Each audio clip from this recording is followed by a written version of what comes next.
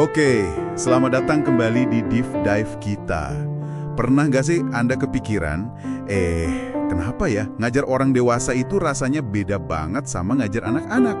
Atau mungkin Anda lagi cari-cari cara paling pas gitu buat ngelatih tim di kantor, atau bahkan buat diri sendiri biar belajarnya lebih efektif.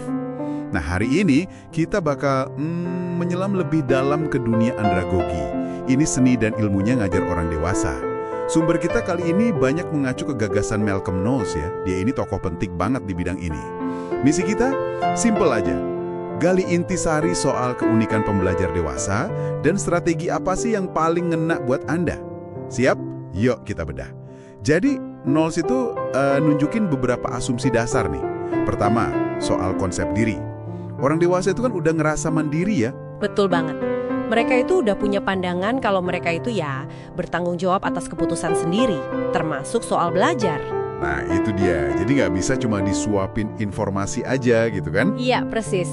Dan ini ngaruh banget ke cara kita bikin program belajarnya. Mereka tuh pengennya dilibatkan, mulai dari ngerencanain sampai evaluasi. Ya bayangin aja Anda pasti lebih semangat kan kalau ikut nentuin arah belajarnya. Apalagi kalau relevan sama kebutuhan. Tepat. Dan ini nyambung ke poin kedua, pengalaman. Wah, ini sih gudangnya orang dewasa. Pengalaman hidup ya? Iya, seabrek pengalamannya itu bisa jadi modal kuat banget buat belajar. Nah, ini penting nih. Pengalaman itu bukan cuma background aja, tapi bisa jadi sumber belajar yang aktif banget. Jadi strategi yang bagus itu ya harus bisa manfaatin database pengalaman ini. Contohnya gimana tuh? Ya, misalnya lewat diskusi kelompok gitu kan, Anda bisa saling cerita pengalaman, sukses atau gagal nggak masalah. Atau pakai studi kasus yang benar-benar nyambung sama kerjaan sehari-hari. Belajarnya jadi lebih personal, lebih hidup. Oke. Selain konsep diri dan pengalaman, ada lagi soal kesiapan belajar sama orientasi belajar. Ini gimana nih?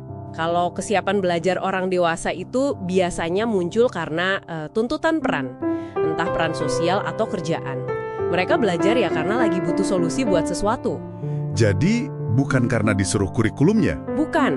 Makanya orientasinya juga beda. Cenderungnya itu problem center, fokus ke pemecahan masalah. Udah bukan subject centered lagi kayak anak sekolah yang belajar bab per bab. Masuk akal. Jadi harus kelihatan langsung manfaatnya ya? Nah, itu kuncinya. Harus relevan dan bisa langsung diterapin. Pertanyaan kayak, ini untungnya buat gue apa sih? Atau WIFM, itu penting banget dijawab di awal. Kalau nggak kejawab? Ya, motivasinya bisa langsung drop. Makanya fokus ke gimana ini bantu saya selesaikan masalah A, atau gimana ini bantu saya capai target B. Itu krusial banget. Oke, ini mulai kelihatan benang merahnya. Sekarang, gimana strategi konkretnya di lapangan? Selain tadi ya, libatkan mereka, manfaatkan pengalaman. Yang jelas, hubungkan materi sama relevansi dunia nyata mereka. Dari awal udah jelasin kenapanya. Kenapa ini penting buat Anda pelajari sekarang. Kasih why-nya dulu ya. Betul. Terus, kasih juga otonomi. Kalau memungkinkan, kasih pilihan. Mungkin pilihan topik pendalaman atau cara ngerjain tugasnya. Itu bikin mereka merasa lebih punya kendali. Dan soal metode belajarnya. Nah, ini nyambung ke pembelajaran aktif berbasis pengalaman. Learning by doing itu pas banget buat orang dewasa. Jadi metode kayak simulasi. Oh ya, simulasi. Atau proyek barengan, studi kasus yang tadi, atau bahkan role playing. Ini semua kan bikin mereka nggak cuma denger, tapi langsung nyoba, mecahin masalah. Dan pasti butuh feedback ya setelah nyoba gitu. Penting banget. Tapi umpan baliknya harus konstruktif. Dan jangan lupa, kasih waktu buat refleksi. Biar mereka bisa mikirin, oke, tadi saya belajar apa ya? Gimana terapinnya nanti? Proses ini bantu banget buat ngunci pembelajarannya. Satu lagi nih yang belum kita sentuh dalam-dalam. Motivasi. Kata Knowles, motivasi orang dewasa itu beda ya? Iya, cenderungnya internal. Dorongannya dari dalam diri. Kayak pengen lebih puas sama kerjaan, pengen ningkatin harga diri, atau ya murni pengen berkembang aja. Jadi bukan ngejar nilai bagus atau hadiah gitu ya? Umumnya bukan itu yang utama. Jadi strategi kita juga harus nyentuh motivasi internal ini. Tunjukin gimana materi ini bisa bantu mereka bertumbuh secara pribadi atau capai tujuan karir jangka panjang mereka. Lingkungan belajarnya juga ngaruh dong ya? Oh jelas, ciptakan suasana yang aman. Aman buat nanya, aman buat coba-coba, bahkan aman buat salah. Ini penting buat jaga api motivasi internal itu tetap nyala. Oke, jadi kalau kita rangkum nih ya, intinya ngajar orang dewasa itu soal menghargai otonomi mereka.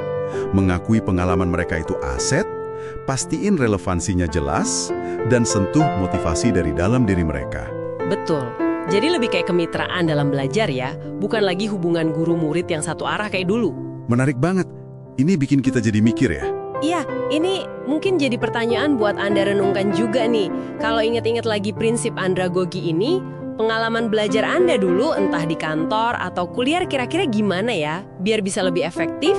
Atau nih, kalau Anda sekarang posisinya ngajar atau ngelatih orang dewasa, ada nggak satu aja perubahan kecil yang kepikiran bisa Anda coba besok berdasarkan obrolan kita hari ini, biar mereka lebih terlibat?